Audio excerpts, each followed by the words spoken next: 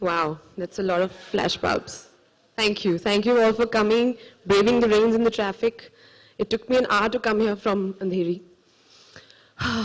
God. Well, I'm here to share some things with you.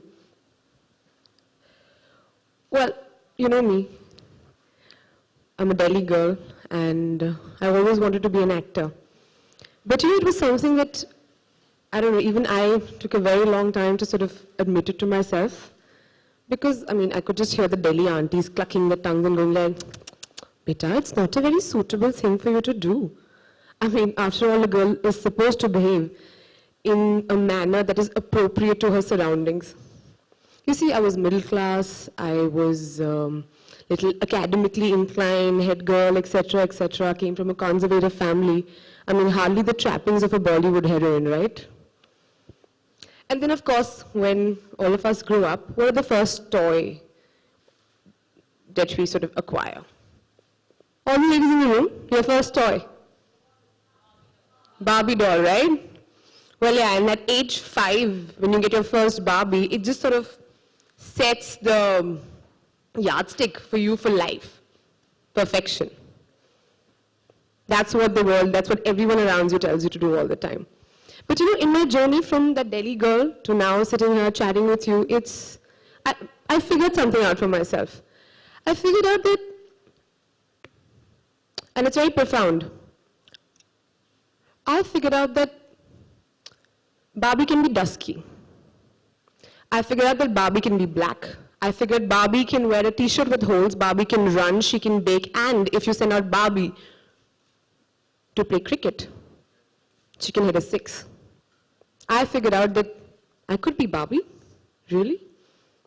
Okay, hang on. I'm not trying to blow my own trumpet or anything, but I'm pretty for, like, you know, by conventional standards. And when I say that, I'm very well aware of the weight to that statement.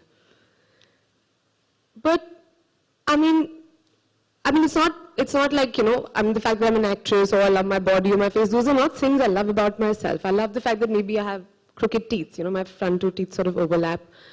A scar I have on my leg, which I got from playing with my brothers, or that I have hobbit feet. Yes, this is the first time admission to exceptionally large feet. Okay, don't photograph them. Okay, yeah, I know, that's where you're going. No pictures of feet. Okay, go ahead, whatever. But you know, the fact that I love movies, I've always loved watching movies. I've grown up watching them. They've sort of brought the magic alive, and now I'm a part of movies, and it's honestly, it's amazing. And as an actor, every single day, there's so much scrutiny about my hair, what am I wearing, I should have worn leggings, not flared pants, etc., etc. It's crazy, but hey, at least I signed up for it, right? But that's not just for actors, for everybody, every woman out here. Okay, let me ask you all. Every woman here, me included, now let's be honest, ladies, haven't you all, once in your life, looked at another woman who's done nothing wrong with you, who said nothing bad to you, you've looked at her and said, that skinny woman eats all the garbage she wants to eat, anything that comes across her way, and oh my God, she does not put on an ounce. God, please, dear God, just make her wake up one single day and just make her just really fat. We've done that, right? We've done that, right? Come on, I want to hear some applause, a cheer if you've done that ever in your life. Once I've done it, I'm sure you have.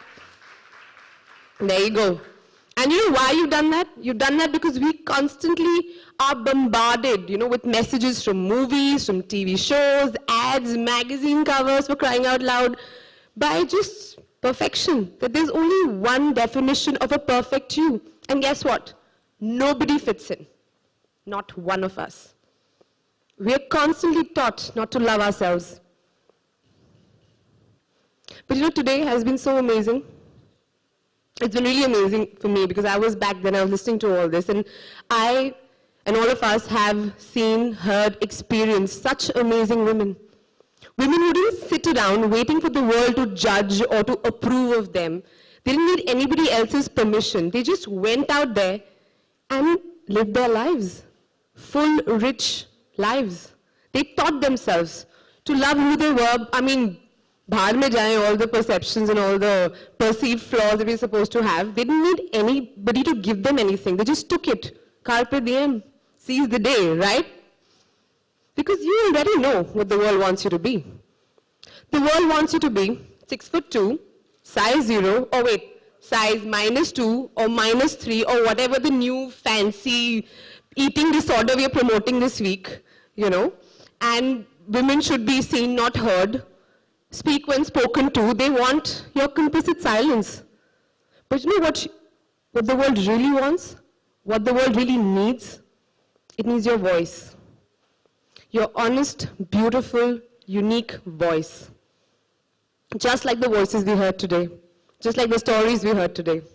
Thank you so much for sharing all your stories, all your experiences.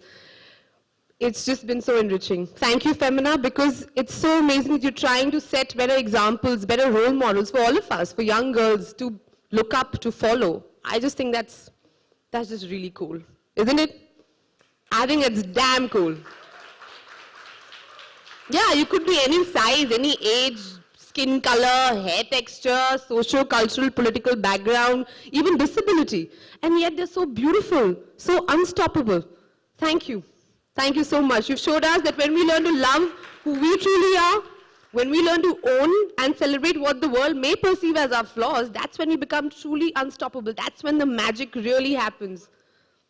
And now to conclude, I'd like to read a few lines from my favorite poet. Thank you for listening to me so patiently.